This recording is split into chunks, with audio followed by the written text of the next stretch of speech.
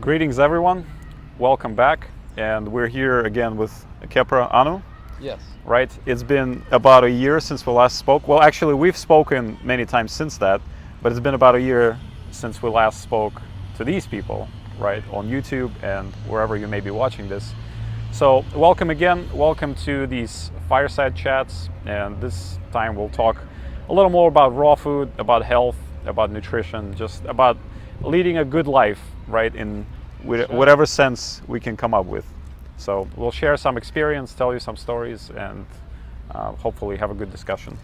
So, as I was telling you before we recorded, recently I made a video on my channel, which is a raw deal on YouTube, where you're probably watching this. I also have a Russian version of the channel, where the videos are mostly in Russian. Right, and there I made a video about such controversial topic as raw food and libido, right? And I called it, "Where did the libido go?" And the topic was so controversial, I had a huge burst of activity, a lot of comments, some people agreeing with me, a lot of people calling me crazy and telling me, I lost my manhood and whatever other things, right? And obviously the topic is controversial because a lot of people notice that when they switch to raw food, they tend to lose that, what may be called or dubbed or termed in society, sexual drive, right? The so-called libido, and it kind of goes away, right? And the person is left wondering, is something wrong with me? Or at least what is happening, right? Maybe if they're not panicking, which many people are, right? If they're not panicking, they're at least wondering, why is this, right? Because how could it be I'm able to heal all these painful things and wrongs with my body? We'll talk about that in a bit, because a lot of things, for instance, happened to me and with me, with my body, since we last did this interview. But how could this be, right? I have no sexual drive, but at the same time, my body is healing in all these other ways. Like, is this not a contradiction, right? So now we'll try to resolve this, and this is my question to you. Okay. Like, what's your vision? What is happening there? A couple of things are happening. Let's look at it from a life cycle perspective. And so I'm gonna really try to build it up and then break it down. Okay. So from a life cycle perspective, we probably live, we have our thoughts about life expectancy. It could be, is it 80 years? Is it 100 years? Is it 120 years?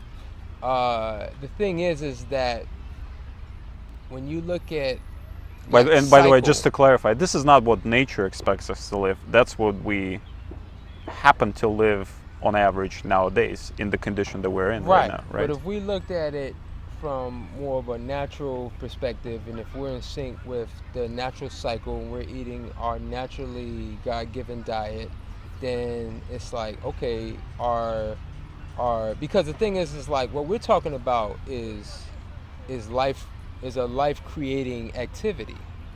See, we can look at sex, but sex is just part of the life cycle. Okay, so if we look at that, and especially we start looking at it from the so let's say, for example, let's say our life expectancy should be 120 years. So the question is, if we did some simple math and said, well, if our life cycle is 120 years, then how many more times when we fully mature should we live? So if we say, okay, we should live 7 times past our mature age. 7 times, if we mature at 20, let's say take 20, nice round number. Yes. 7 times 20, we know that's 140. Yes. Okay. Is it 5 times? If 20 times 5 is 100. Wow, we should live 5 times past maturity. Should we live 7? We're living 4 times past maturity. Right, which this is actually an interesting math. I've never thought of this way before, but like I'm following on right now. So if you take a dog, because I have some experience with dogs, a dog about a year. At year old, it's already pretty full-bodied. Maybe another like a year and 4 months, it'll be a fully grown big so dog, let's just right? say a year. And like a year, Right. and so a And how dog. long does that dog live? Well, you know, on a decent diet, if you don't give it a lot of the dry food garbage from the supermarket, I mean, say 14 years, right? I mean, 12, 14 years. Right. But even 12. So what we're saying, I caught on. You know, we did not talk about this before. Yeah. So Khepra is saying the multiplier that we have for ourselves is very low. It's low. shamefully low, It's right? low. But go on. So how do we? Okay, so let's keep that in mind. Let's keep that stored in our mind as we look. Now we start looking at the female. Because the female, at what age does she start to produce eggs that can be fertilized? Basically her menstrual cycle, her moon cycle. Right. Okay. Which is what, about 14, 15, I guess? Well, it's been getting younger, which is younger. It's a problem in itself, right? So what does that tell you? The younger it gets, that basically is telling me when a young woman, a young girl turning to a woman, if she's getting her cycle at 11 or even 10 or even 9, that's a problem. That's an alarm versus 15, 16, maybe even 17. Right. Because now what you're seeing is that the body is outpacing the mind. Right. Okay, and therefore life is actually in a rush. You see what I'm saying? So now if we take that idea and say, you mean in a rush to procreate? Right, because the life cycle has now been shortened. Right. Yes. Because the life cycle has now been shortened to maybe 50, 60, 70, 80 years, that procreation time has got to happen sooner. Right. Okay. So now versus like probably once upon a time ago, women probably didn't start weren't able to procreate maybe till 15, 16, maybe till 20. Right. Well, people used to marry, you know, really young, right? At least women. And, you know, we're not advocating that, nor are we saying that it's a bad idea. We're just stating that as a fact, right?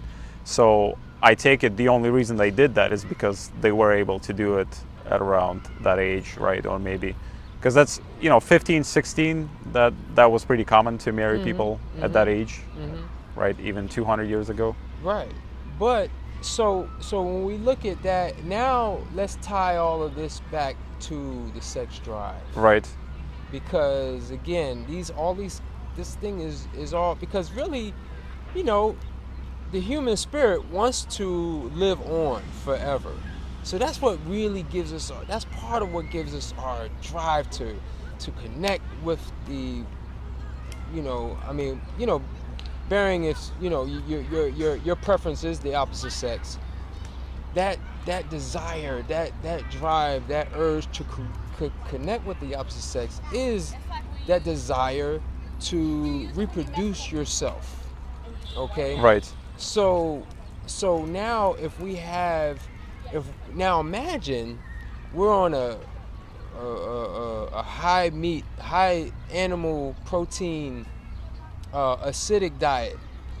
Which at least I was. I mean, I don't know what you were doing before you became vegetarian, but I mean, I've gone through all circles of Dante's hell, so to speak. That can overstimulate the sex drive. Right.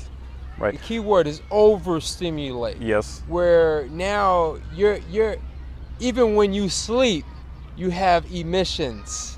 Right. The wet dreams and right. Yes. That's not a healthy thing. That lets you know, even when your body is supposed to be healing and resting and regenerating itself, you're having an emission. Right. Because again, your body is now because your body is on a fast track of health in terms of your life cycle, your body is trying to procreate as soon as it can because you are not going to live a long life. Right. See, this is a marathon. And it knows it. It feels it. Right. When you're eating more of a marathon type diet, which is more of a raw food, plant-based diet, yes, you're not going to have that urge or that same desire to procreate, at least on that same level as you did when you were on a more of a meat and starch diet. Right. And here I want to add something. So, and this is, at this level, it's pure speculation, but I would actually not be surprised if this is true at all. If you notice what happened, I mean, obviously this could be connected back to, the rise of feminism and, kind of a lot of the brainwashing that, this basket of goodies women were sold, right? But I'm pretty sure there's a strong correlation between the rise in the quantity of these synthetic foods and the number of divorces even, right? So what I'm saying is people are out of whack even relationally, right? So the drive is so strong that you need to connect with another person, like you said, right? If I take your point of view, so I'm just jumping in there. So if my drive is so strong that I need to connect to another person, so I need to find someone, right? Hence the rise of things like the pickup movement. Because and, you're dying. Right, because but you're still in you're still in the relatively early part of your life cycle. Okay. In astronomical or just natural right. terms, yeah. Like let's say you're 20 or 30 years old, right? You've just fully matured at 20, and so yes, even though you're dying, you're still you're. It's almost like you can get away with that because you've just completed the first part of your life cycle. Right. Yes. Okay, but you should really live 7, 8, 10. 14, like the dog. If we go by the right, a dog, 14. Yes. Easy. Yes. But we don't. Right, and as you mentioned a great thing actually, and that's what I talk about this all the time, at least behind the scenes, not always in the video, but it's this, I'm trying to find a good term for it, but basically, making adults in the mind seem to be more like children. So what's happening, the two things actually went in the opposite directions. The body went towards maturing faster and getting out of whack hormonally. The whole life cycle has been sped up. Right, but mentally, people are being kept as immature children, right, longer. So that's why perhaps there is low level of consciousness. People can make relationships work. They get married on a whim. Like a year later or whatever, 5 years later, there is a divorce, and there is always a problem. And so that's what I really meant when I had this idea. Maybe the two things are connected, which they always are connected. Oh yeah, but it goes deep. It goes deep into every part of our life. But what? The other thing that's interesting that happens is that now, and men and women. With the men, let's say by 40, by 50, they can't get it up. Right. They can't, there's no energy there. They've spent it all. They got prostate cancer. They got all of these issues. The women have all kind of issues because they've been over. There's the bleeding that happens with the menstruation. There's a lot of scarring that happens. So that can lead to tumors and all kinds of issues, reproductive issues. A lot of women and men, we've gotten to a point where even the people that want to reproduce, they can't. Right, and it's actually... And that's a whole nother... This is a huge topic, actually. Yes. So I will just mention it in passing because I will probably make another video, perhaps in English. Maybe it'll be one of my actually first legit videos in English. But I read a book recently called Pottenger's Cats. Have you heard about that? Oh, I'm very familiar with it. Right, so roughly, and we'll just give you an idea.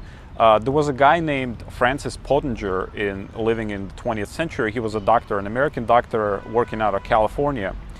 And long story short, he was actually working on some human troubles, but he needed a bunch of cats so he could calibrate certain hormonal treatment on cats because at the time he didn't have a lot of lab instruments, so that was one of the few available ways to do that. So, but he noticed that his cats were dying too quickly, right? He could not do much with them because they kept dying off. And an investigation he launched had to do with why the cats were dying, right? So he noticed an inconsistency. He noticed that the cats that were fed raw milk or raw meat, even scraps from a butchery or something, as long as they were raw, they were doing really, really well. They were phenomenally healthy. They could take his operations. They could live after that, right? They had, you know, this glossy and shiny feel to them, whereas the cats that were eating cooked human diet or even pasteurized milk were dying. And so that started his 10-year experiment on these cats. And if you have not read this book, you know, this book in the raw food community or section of the knowledge of the world, this book has the biggest impact on me, because it not only explained, it showed explanations to things and questions that I wondered about for years. And here was an experiment that was performed in the middle of the 20th century that had it all. You know, it had it all, from the deforming faces or skulls of the cats, where the teeth had problems, the teeth became crooked, right? It had the problems where the jaw would go backward, right? So the lower jaw, I'm not sure of the proper medical term, but it's essentially, if you look in the profile, it's further behind rather than, you know, kind of aligned with the front. So all kinds of problems with the nose, with the sinuses, with the breathing. The bones have very low density. Also, if I could jump in, yes. There were emotional issues. Yes, such as all kinds of emotional issues. Cats are irritable. Homosexual behavior so cats lost interest to the opposite gender, and they started taking interest in the same gender, applying both to males and females.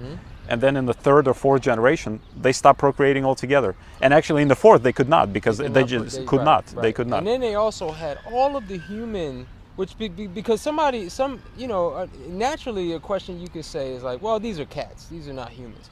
However, they had all of the human conditions, or human diabetes, cancer, arthritis, yes. These things that happen to us, that people we know, we love, when we can touch, that are coming down with these everyday, what has become everyday conditions that these cats. So go ahead, continue. No, but I guess I'm bringing this up because this book had such a huge impact on me that, you know, I kept reading it and just putting it down, because almost every chapter or every, you know, paragraph, or he has a lot of illustrations, he had a lot of x-rays. So this guy was a scientist. This guy was not some, you know, fogey or, you know, snake oil salesman, right? He was doing his professional work while he stumbled. One other interesting thing about that particular study, he varied. He had one group where it was all raw. When we say raw, it was two components to the diet: the milk and the meat. That's right. Yes. So if he varied one thing, so you had all raw, you had half raw, and then you had all cooked. Right. It didn't matter. It was only the all raw that thrived. Right. If it was cooked milk and raw meat, they had issues. Yes. Cooked milk or raw meat, they had issues. Right. So I found that to be, for me, that was one of probably the most fascinating part of the study. Yeah, and even adding to that, out of the ones on the raw food that thrived the most were the ones that were essentially taken into this fenced up forest area and were made to just forage for themselves, you know, hunt mice. So they were made to hunt, to work for their food. You know, when they caught food, they had to chew it. You know, the jaws had to work, the muscles had to work. So everything, the body just came into perfect balance and alignment with the way it was supposed to be, right? And he actually has pictures where he just opens up cat's mouth and shows teeth. Two cats from the same litter. One is what I just described. The other one just, you know, regular diet, cooked food, not a lot of motion. So the first one had perfect teeth. When I say perfect, I mean, you could probably measure, you know, with a gauge tool, and you would have like perfect alignment of teeth everywhere. And the other one have teeth like crooked fins. You know, you can tell all kinds of problem. And the front teeth were really worn down at young age. So kind of reminds you of a lot of teeth problems humans have.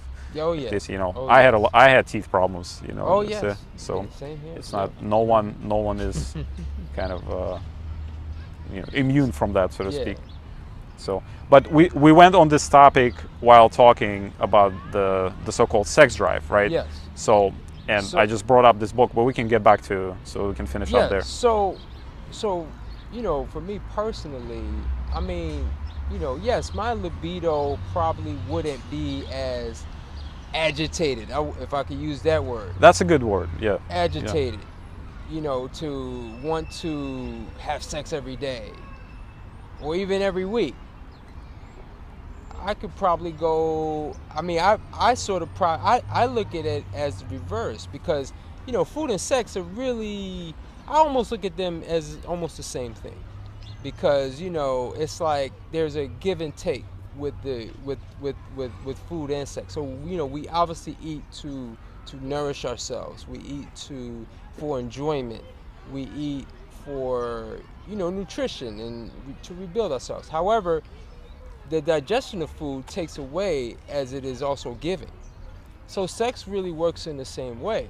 You know, yes, sex, you know, a big part of sex is connecting with another human being, and to get that element of human touch, and that can be very healing and very passionate, and it definitely brings a lot to life itself. However, the act of sex, in terms of when we look at like the emissions that happen, you know, with the male, you know, when you finish off and you have that ejaculation, that is very devitalizing.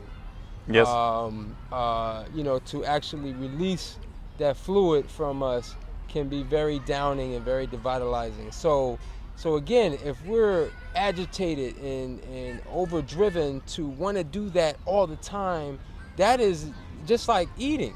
If we want to eat 3-4 times a day with snacks, and we want to consume all of the wrong things, that's going to devitalize us.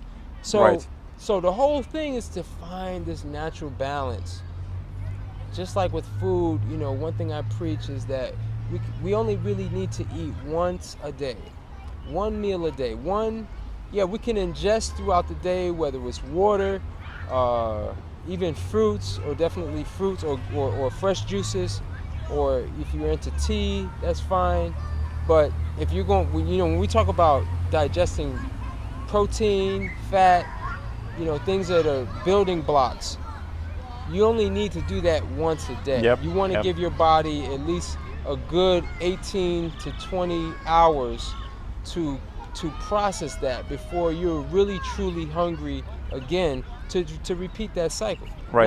Now the question is like, okay, what is the natural sex cycle? Well, I'm still Well, for animals Theori- out in the wild, it's once a year, right? I mean, because they have this thing called heat, right? And like they have babies once a year, they grow them up, bring them up, and then that's it, right? So I'm not disagreeing. Yeah. I'm just saying it's once a year for animals. I mean, right? and that's food for thought. But I would say, just in terms of, you have a partner and that's something, you know, you know, if y'all have a rhythm and it's something that you do, you know, in terms of the, you know, we look at the daily cycle, weekly cycle, monthly cycle. Right. I think looking at all of those natural cycles, definitely, I personally feel that daily is too much, number one. So we could either say, well, weekly, that's a natural cycle. So I think once a week is a good cycle.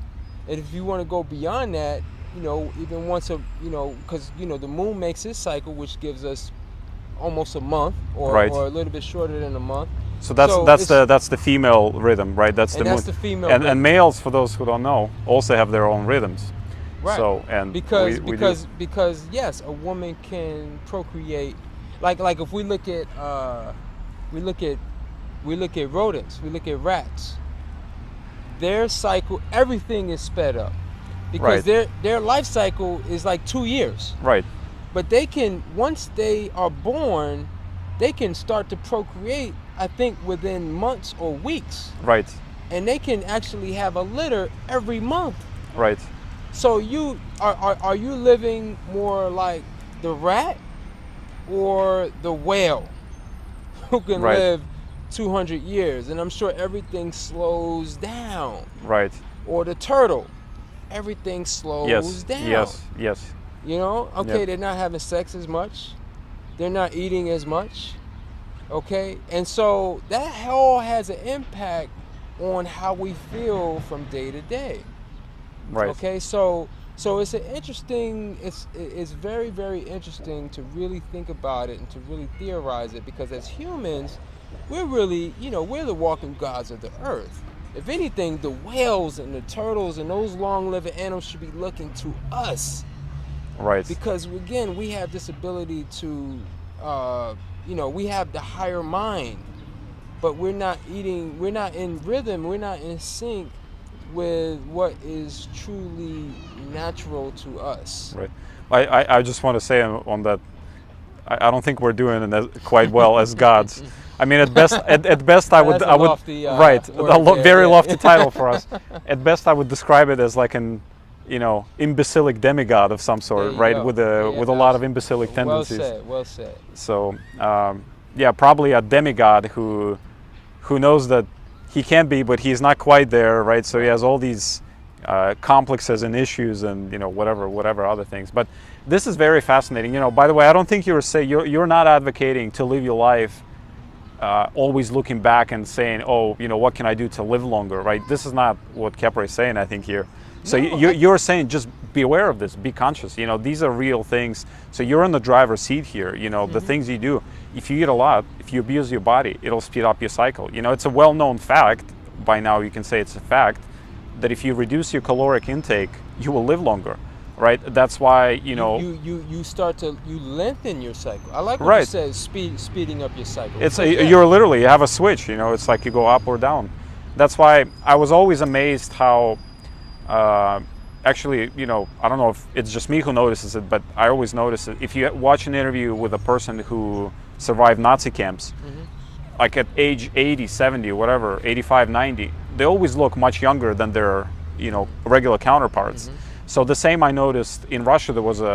During the war, there was a city called Leningrad, which is now St. Petersburg, which was under siege for over 3 years, right? So very little food was getting in, so a lot of people starved to death. But those who survived, I mean, obviously they had such traumatic or at least psychological experience that they had their food habits changed for the rest of their life. So I'm sure some of them went the opposite way, where they ate a lot, but a lot of them continued to eat very little, and they looked amazing if you watch the interviews. They actually, some of them look 20 years younger than they are, right? So it's just.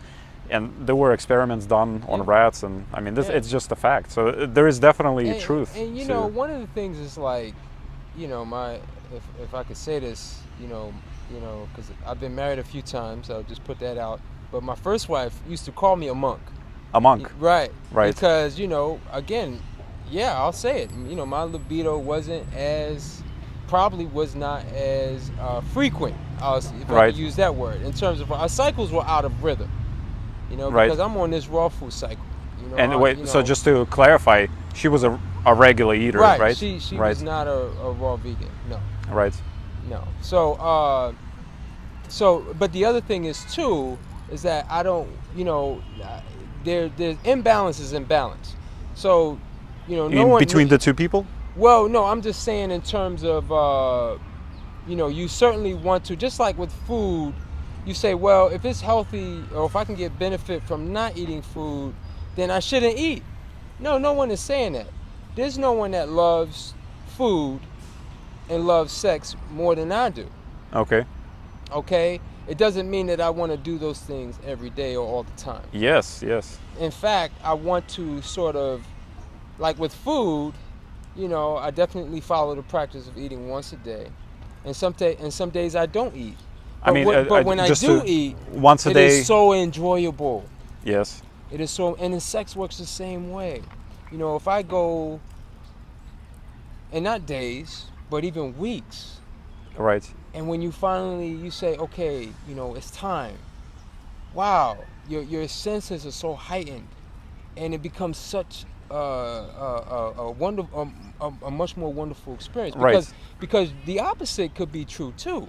Like if we don't eat, the body could turn on itself. If we don't have sex, that is not good either. Right. So we have to find it's this dance, it's this rhythm. Right. And they work together. Because as we pointed out very clearly, the diet is going to affect the libido.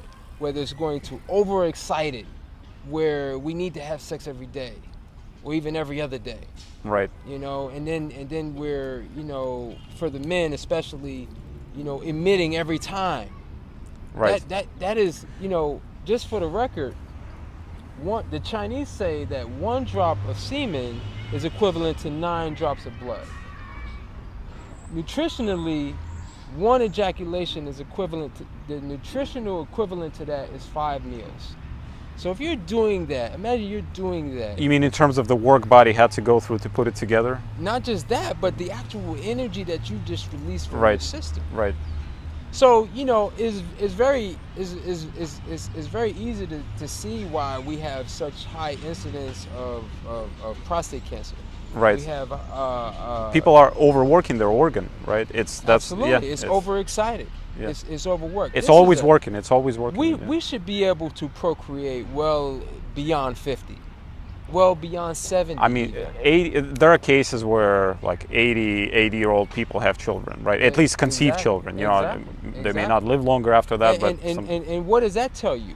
That the libido is still active at that age too. right. So it's like, okay, do I want to have a overactive libido where it gets spent like a flame, like you know, like a match, and I light it and it's here today, gone tomorrow? Mhm. No, I want that flame to burn for a long time. Or maybe just have a lighter whenever you need it. You can, you can like turn Right. up. Yeah. But see, even in the lighter, you have that fluid there. Right. So I want to keep that fluid Sure. there. Sure. Yeah. You know, I don't want to let that fluid go. Right. Burn it out. Yeah. So that's a whole nother topic. Yeah.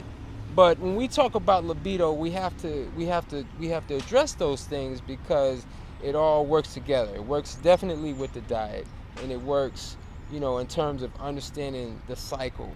And as you said very clearly, and I like what you said in terms of speeding up. So yes, people were over agitated, overstimulated, and then it doesn't help that our society too promotes that with just mass media and those kinds of things. Don't get me started on that, because this to me is a very painful topic in the sense that I see it everywhere. And in that sense, I feel like Neo in the Matrix, because I'm probably one of the very few people who see it. But you know what they have done with female clothing, because essentially, you know, men walk around and see nowadays, they essentially see a naked body nowadays. You know, I think the person who invented yoga pants should burn in hell, right? For everything I can, for all I care. I mean, because it leaves very little to imagination, right? Because our brains are not that sophisticated on a biological level to distinguish between, okay, oh, well, this is actually covered. No, it sees a shape, right? Because the shapes are what's important, right? So women used to wear dresses, and you know, now on raw food, what I discovered, since you speak about balance, I noticed that this balance comes in various forms, and one of the forms is that it actually allows me to kind of see the truth. And by truth, I mean how things really are when they're not out of whack, because I start kind of reverting to that way, right? And what I'm noticing, I am now phenomenally attracted to women in dresses and with long hair. Like, it does not matter, you know, what race or, you know, whatever a woman is. It's just, you know, the recipe is really simple. You know, like no tattoos, just nothing. Because that's another thing I noticed. You know, I'm bringing up all these topics. People might hate me for it, but that, you know, this is just the truth. I'm just speaking the facts. Tattoos, they always look. Whenever I see a beautiful body, anybody is beautiful, right? Yeah, if you it's think perfection. right. How can you add perfection? And it looks like skin disease, like especially from afar, they just look like blemishes, like some spots. That's right. And you know, there's this instant biological repulsion, right? You know, we have this repulsion from, like, go away from the sick person. Like, I don't want to get that, right? It's very natural. So I get that by looking at tattoos. I will look at a girl and thinking, okay, you know, she's pretty good, you know, has good hair, and then she'll turn around, has tattoo on her arm, and I'm thinking, okay, well, you know, that one is spoiled in the sense that the perfection is spoiled. Like, we're not saying they're bad people or anything. I'm just saying, you know, this is what happens, and you see a lot of these things when you start noticing. So another thing, just to finish up this sex topic. So I have this hypothesis, an idea that most people are so intoxicated, with toxins arriving through the food and other means, alcohol, whatever, especially alcohol, actually, because drunks like to have sex, right? So my hypothesis is that people have so many toxins in their bodies that their bodies use every possible way to dump those toxins, right? So sweat, urine, feces, and one of the ways is actually to ejaculate. That's why sperm has the smell, or I guess the taste of whatever you ate, right? If you eat a lot of garlic, it'll smell and taste like garlic, because garlic actually has a lot of things our body gets rid of, even though it's even if you eat raw garlic, like technically in mass quantities it's a toxin, right?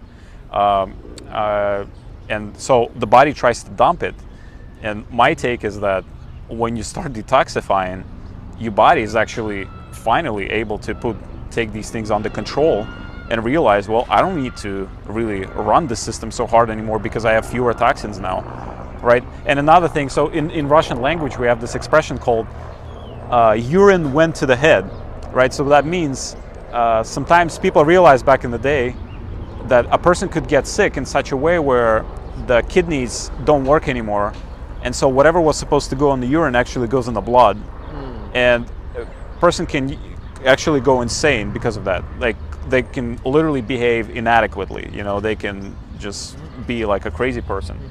So I think a little bit of that happens even when it comes to the sex drive too, because you have a lot of toxins. It literally it distorts your psyche. It completely changes your hormonal balance. Like, these are not some things I'm talking about because I'm some kook making them up.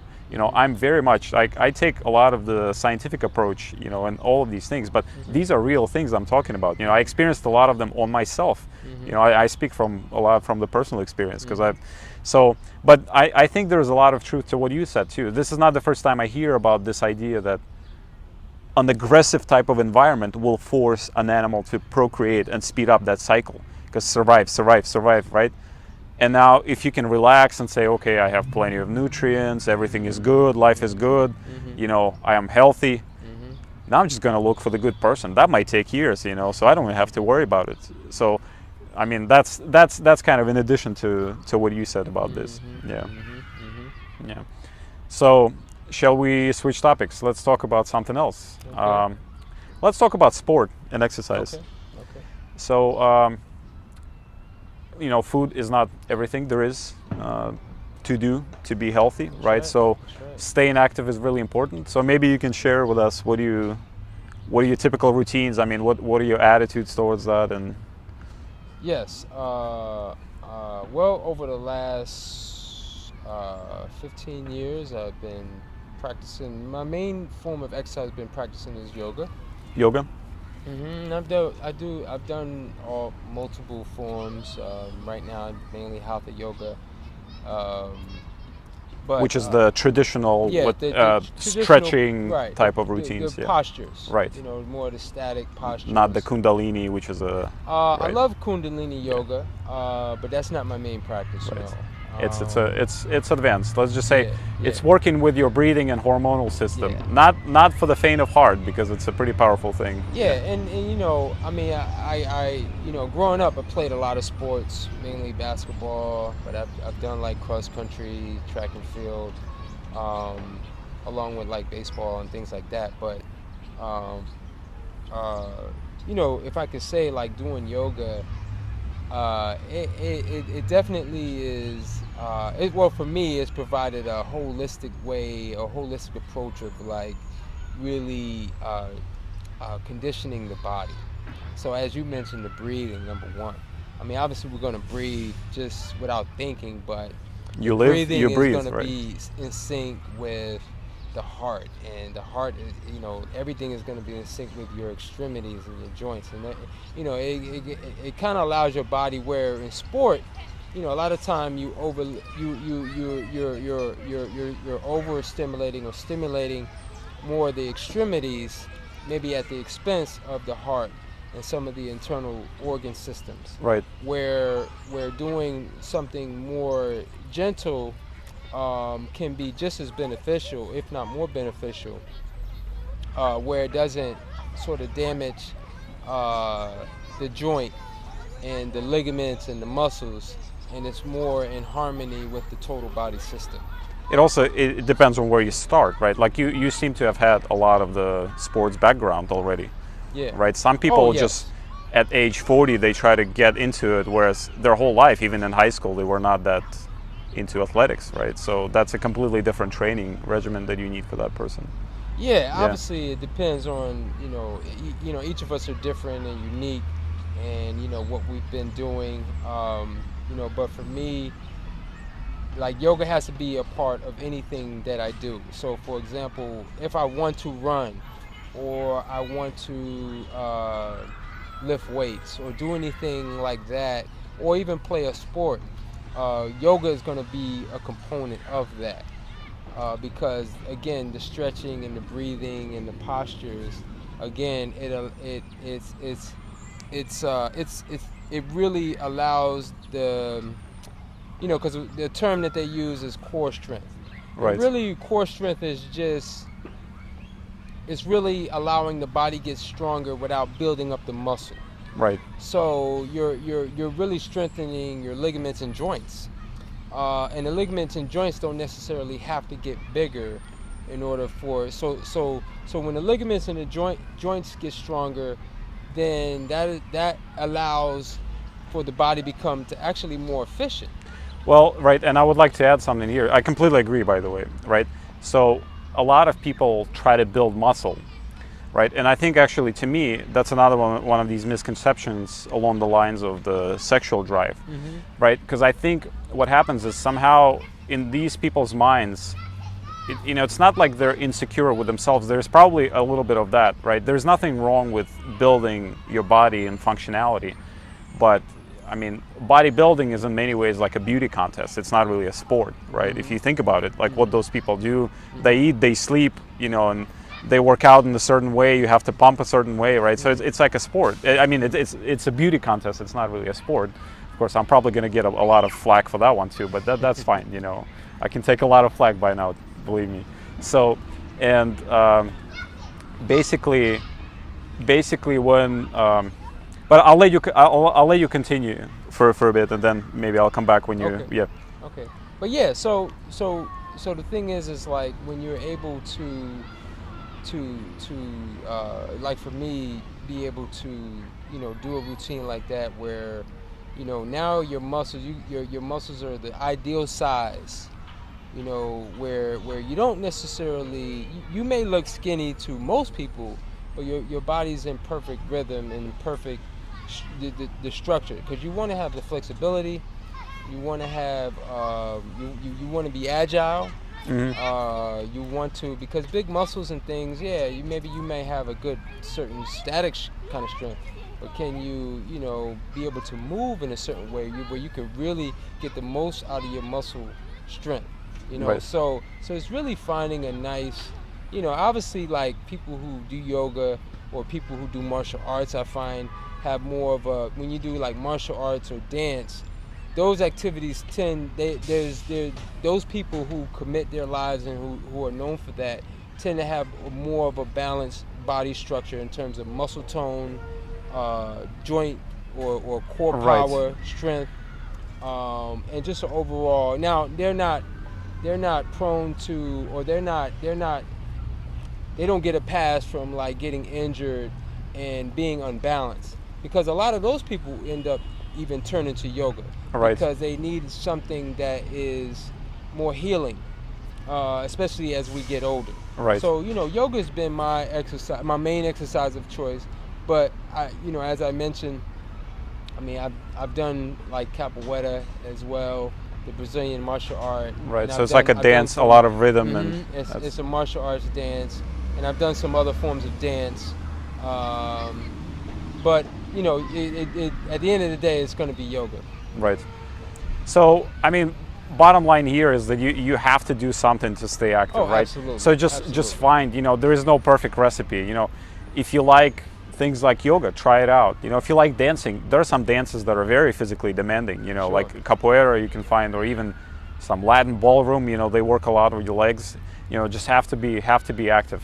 If you like running, try running. If you like working with weights, I mean, I for instance noticed that since switching to raw food, I don't really care much for the weights anymore. I just do everything with natural weight, right? Push-ups, pull-ups, Yes. squats, kind of, any kind of thing I can come up with right. the body. You could just use your own body weight to stimulate the muscle, which In is a very, natural way. Yes. Right, because yes. so one thing that's actually been pretty amazing to me that has happened. One thing actually that hasn't happened is that I have not gotten any injury since I started doing that, because I'm not saying it's impossible, but it's nearly impossible, because I'd rather fully trust my body in what muscles to work in which way to do a certain motion that's a natural motion to me, rather than trust some trainer or personal trainer in the gym who's going to tell me to bench press this way to avoid injury. Maybe that's true, maybe it isn't.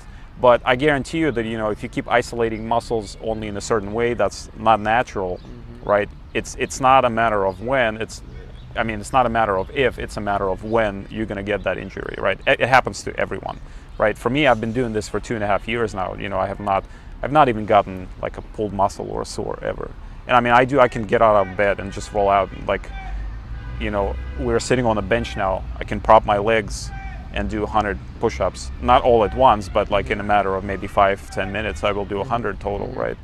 And I'm talking like 10 minutes out of bed, right? No stretching, nothing. I will just do it. So, and what I wanted to comment on earlier about the tendons that you were mentioning, ligaments and tendons. A lot of people who build this muscle think, okay, I'm going to get stronger. What they don't realize, I've said this on the Russian internet. I'm going to say this again. Most of the people who do bodybuilding, the stuff that's in their bodies is actually garbage. This is not muscle. Like, this is what I call clogs in the lymphatic system, right? Because nothing drains. They eat a lot of protein.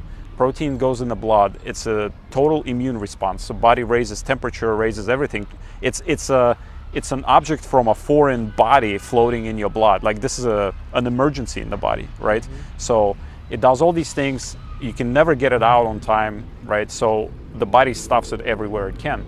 Now, the counter argument here is, okay, well, they get stronger. What do you say about that? Well, they actually get stronger because of the strength in the ligaments, right? So the ligaments and the bones is what limits our strength, not the muscles. Like, if you hear stories like a mother, you hear a story from somewhere where like an earthquake happens, something fell and like a child is under it.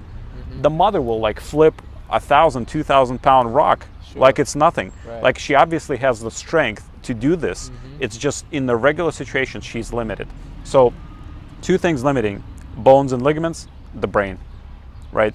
So you're already really strong. So like, you've probably met people, maybe you're like that, I don't know, like we should arm wrestle sometime or something, but like, you've met people who are really skinny but have phenomenal strength, like they can bench press a lot or something, and you're wondering, where's that coming from? That guy doesn't have visible muscle. Right. But to me, that explains why that happens, Right. Yeah, so, but I totally agree with the ligament and the bone part. And of course, bones nowadays are so weak because people are so deficient in calcium. Because calcium, not a lot of vitamin D, right? That's required for calcium intake.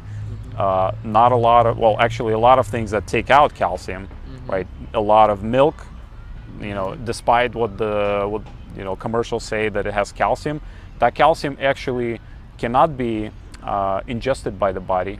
But what happens, because it's such an acidic product, your body uses calcium from the bones to make a base, basically, to neutralize that acid. So it sucks calcium out of your bones. Ask any woman who's had like an osteoporosis or broke her hip at the age of 50 or something, because that's pretty much why that happens.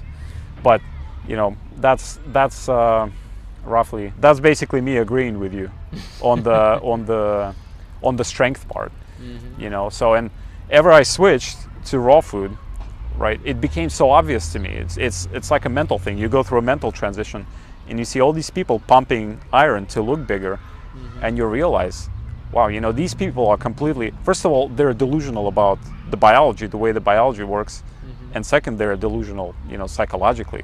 Why would you want bigger body to carry it around, right? If you worry for like protecting yourself or something, get a gun or learn some skills, like learn martial art. Like there are better ways to go about that, like more efficient ways than just building a bigger body. Doesn't get you anything, right? So, but it's just interesting. So we talked a little bit, and I think we should try to mention this in the video.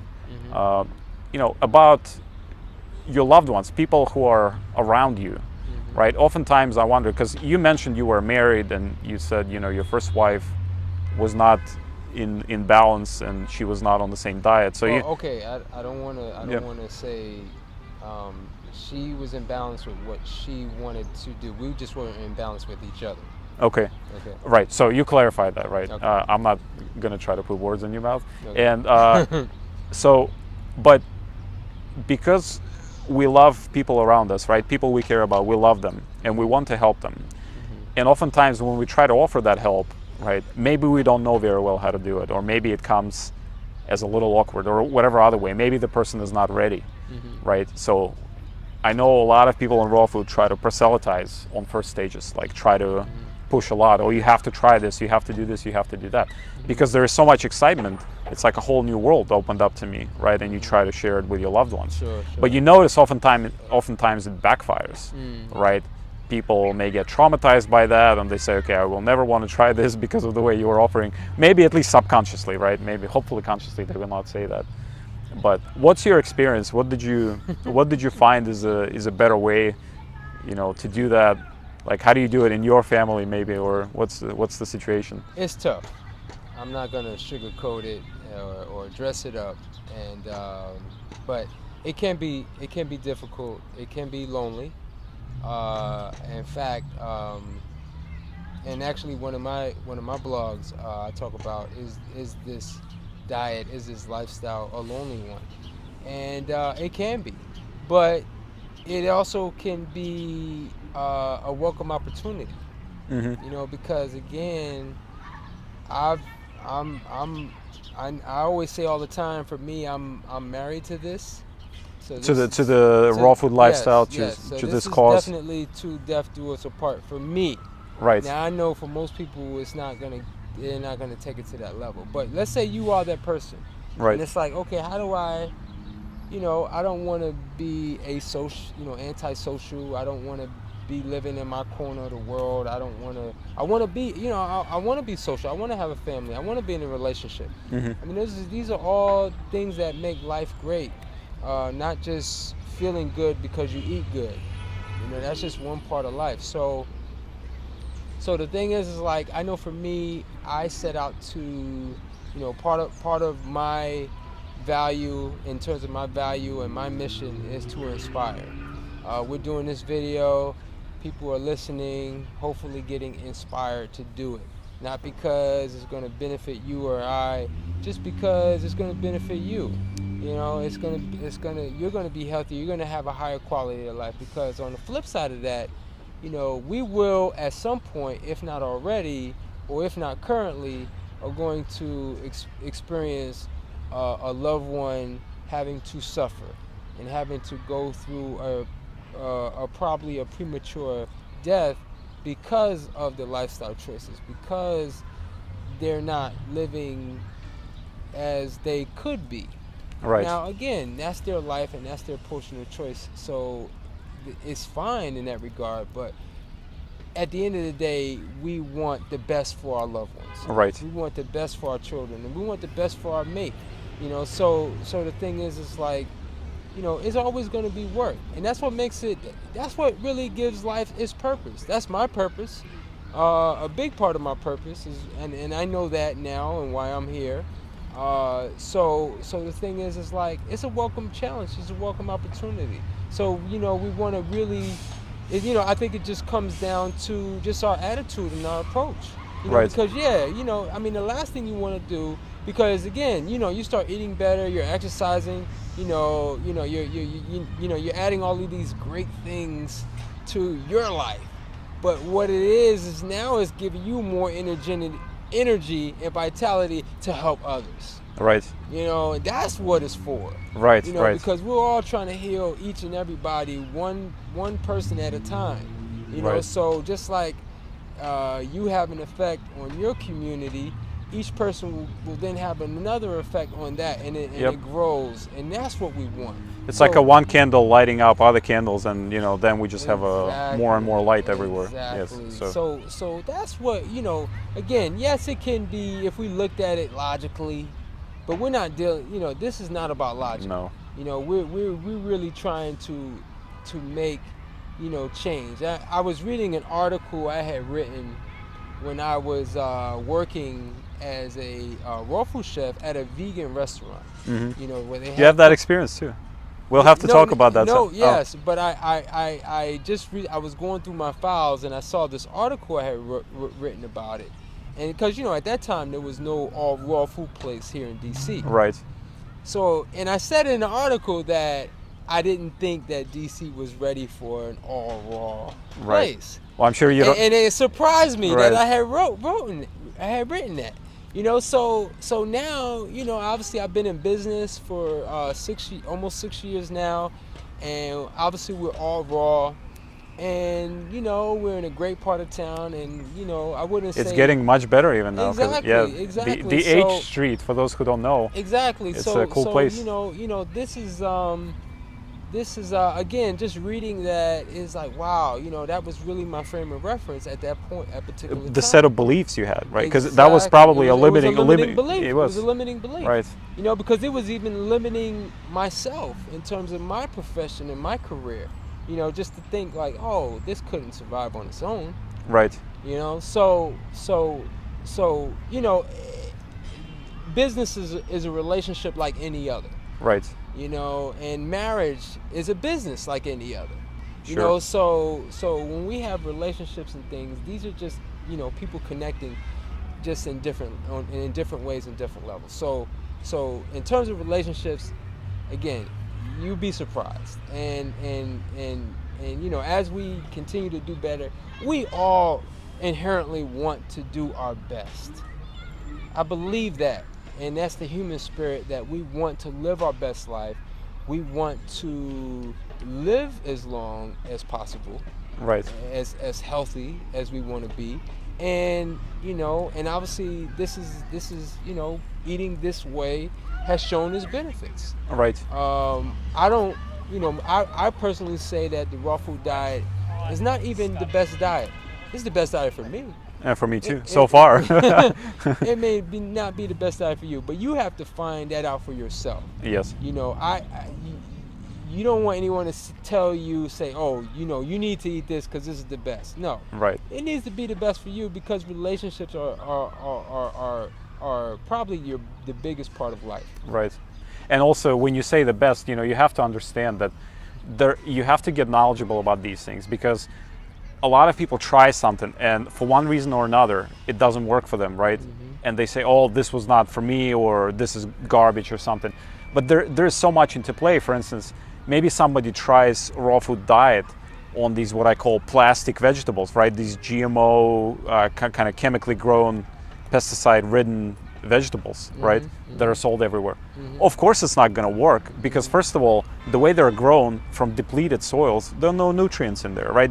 You're literally, so I'm not saying organic foods are perfect or anything like that. A lot of them are also these hydroponic, kind of spongy tasting things. Mm-hmm. But at least there are no chemicals there. Mm-hmm. And once in a while you find great stuff that actually tastes good, right? Mm-hmm. So I'm sure you have your taste buds by now. You know a great product when you taste one. Sure. I'm getting to that point too. Like when I taste a great tomato, I'm gonna go buy them again, because I know what a great tomato is supposed to taste like. Mm-hmm. Because I don't eat salt, I don't eat all these things, mm-hmm. and I have clear sense of taste. Mm-hmm. But if a person tries that and said, okay, that didn't work for me, just beware of that. There are other things in the play, and you have to get knowledgeable about the thing you're about to try. Talk to people.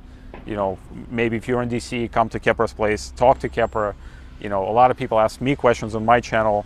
I try to help also people by answering, right, if as much as possible. Mm-hmm. But there are other factors. So it's not just, okay, it didn't work. Mm-hmm. If it works for other people and you clearly see progress or problems that they solved in their health, mm-hmm. and for some reason you can't make it work, don't give up just yet, because there might be something that's stopping you. Maybe a little lack of knowledge that you need to kind of work through, get past.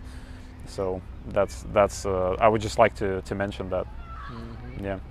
And so we'll see, maybe in whatever time we have, since we mentioned the improvements in the health, you know, what are some, maybe you can tell us some stories that you had, you know, because you said, I asked you earlier, you said you weren't, like, you don't have this magic story where, you know, you were terribly sick, right, and then you rose from near death to you know, feeling amazing. Right. And, you know, luckily you did not have that experience, right? Right, So, because right. if you can avoid that, that's really what we're all about here, right?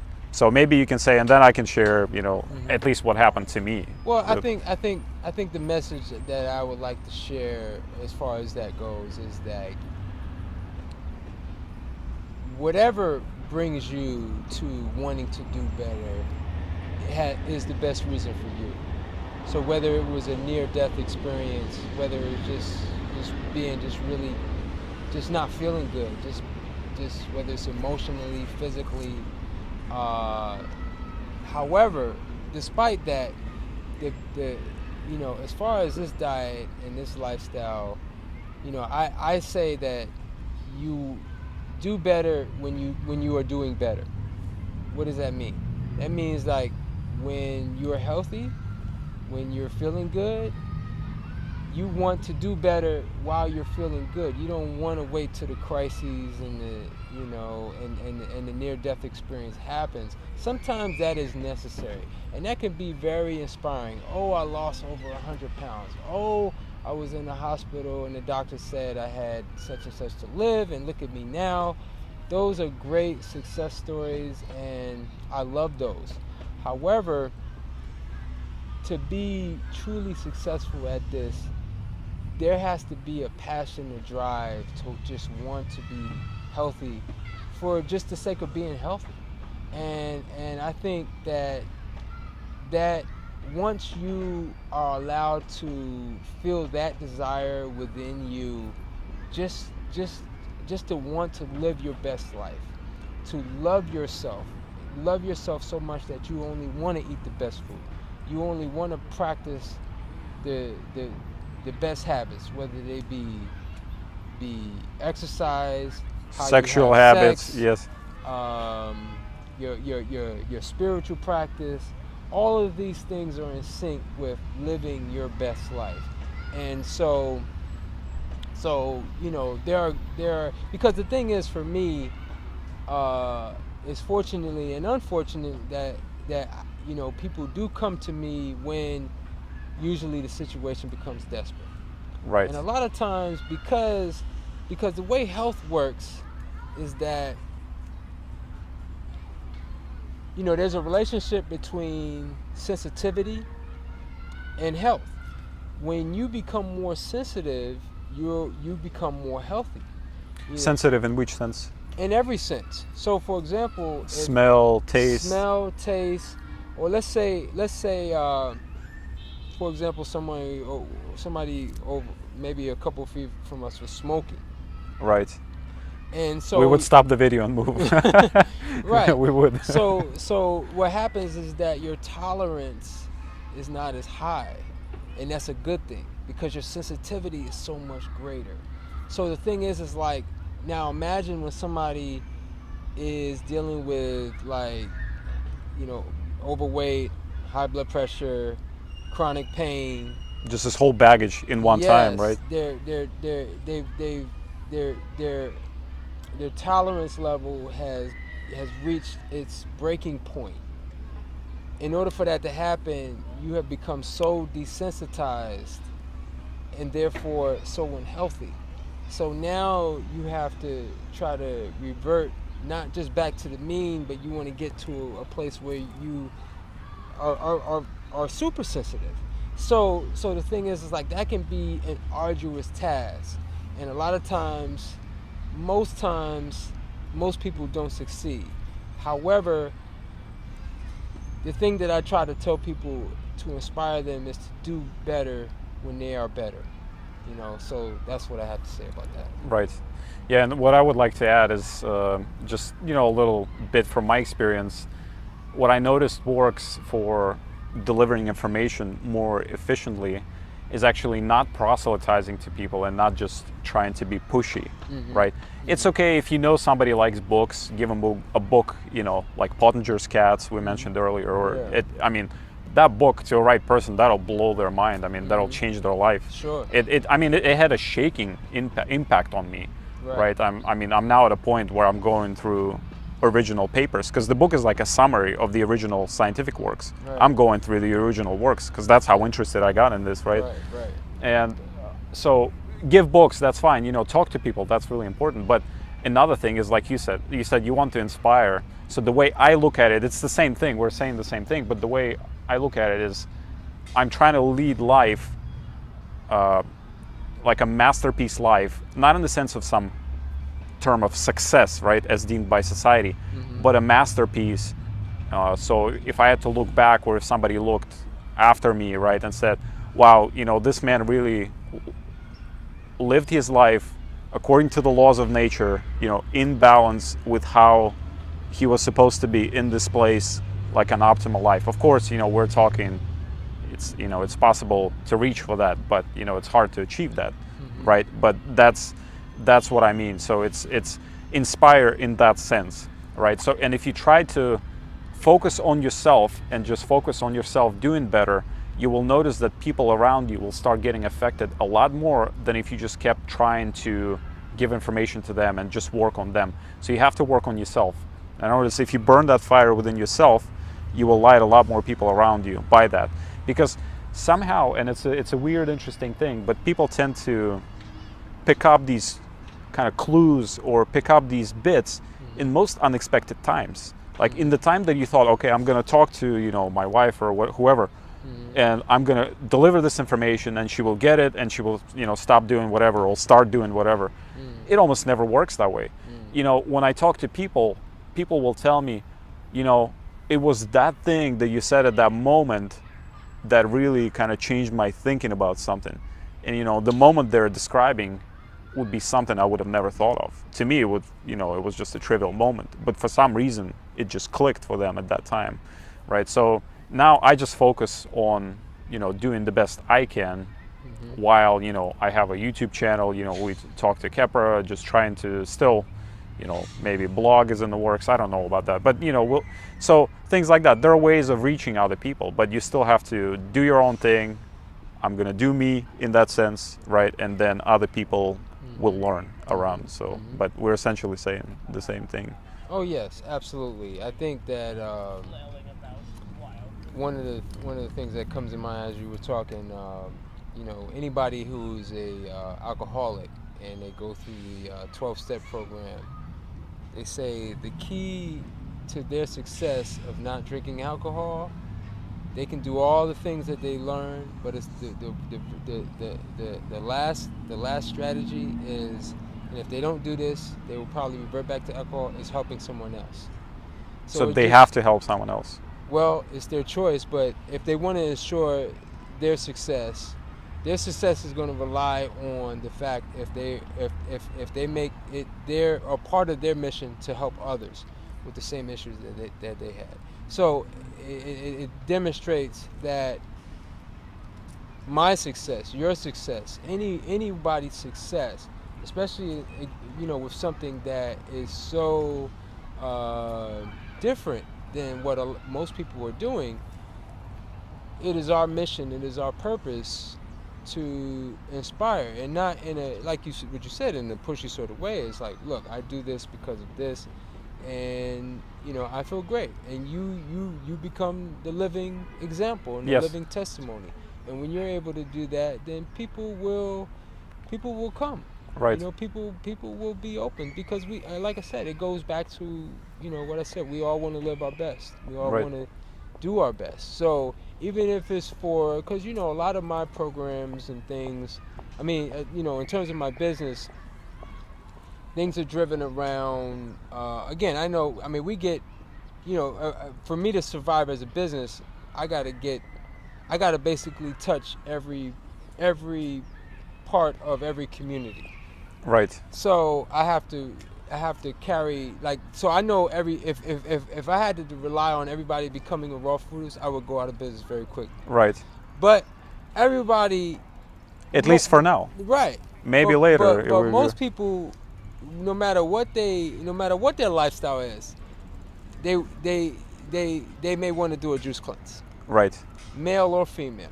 Right. Even though it's predominantly females, but male or female, they want to do a juice So cleanse. women do that more based on your experience, absolutely, right? absolutely. So a lot of it is probably from fashion magazines and whatever, right? A bit of fads and I give them a little more. I give females a little more credit than that. I think that's part of it for sure. But I think that women are just at a slightly higher vibration than men in terms of their health.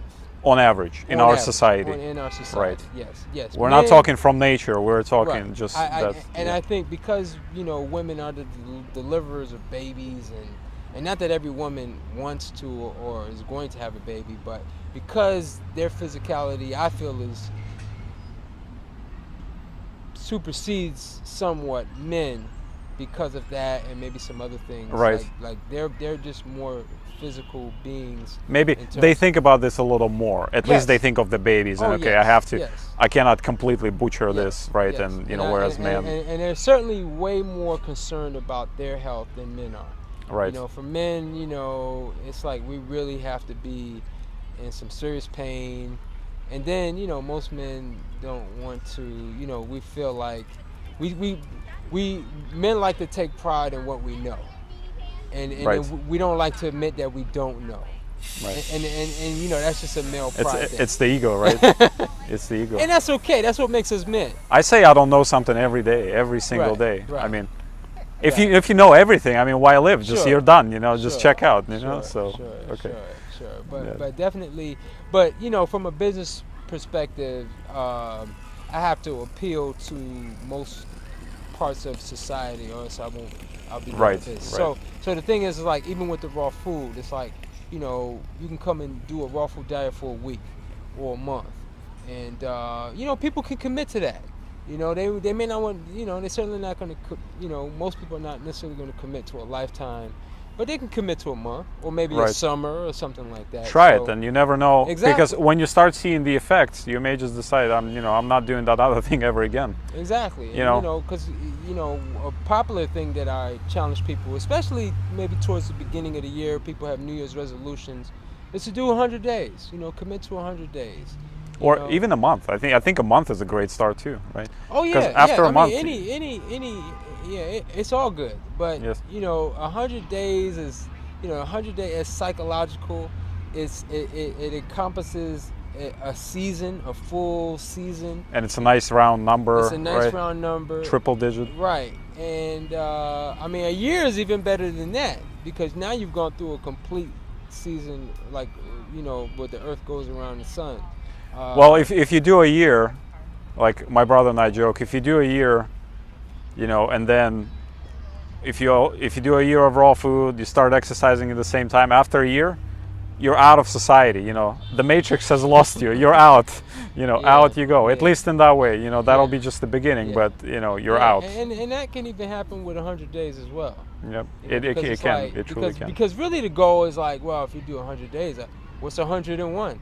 What's 110? What's 200? That's really the goal. It's not just to say, 100 days, now I can go. And no, because then it's like you've gotten rid of your, hopefully those cravings and things have gone away for certain other foods, and you'll certainly have a good feeling. It's like, wow, I could just continue. This could be my life. Right. No, that's certainly true.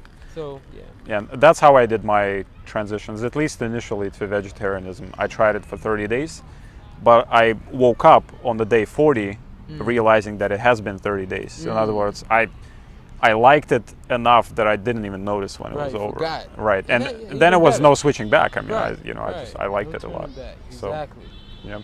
So I think we'll leave you on this note. Hopefully it was inspiring, a little positive. I had a good conversation. I learned a lot. I really like that stuff about the speeding up and slowing down. There's a lot to think about there, and so hopefully we gave you some information, food for thought. And even though I'm moving away in some weeks, but I'll believe that. Right. You're gonna be missed. I'll try to go south where there is more sun. That's not my main motivation, but it'll be part of my new experiment to see how a raw food feels in a place where there is more sun even during the winter. Oh, okay. So, Was there one or two? but Awesome, man. I'm jealous. Maybe, Jealous. well, we'll see. I'll probably be back. Maybe if you're ever in Texas, Okay. you can swing by and Sure, we'll do sure. another video. But I'm sure I'll be back, and hopefully we'll do several more of these. So thanks for watching. Khepra has his own YouTube channel. We'll link to it in the description. So, and whatever Facebook page or whatever other media you use, Sure, so sure. he'll give us all. We'll link up in the description. Okay. So Appreciate it. thanks Thank for you. watching. See you again.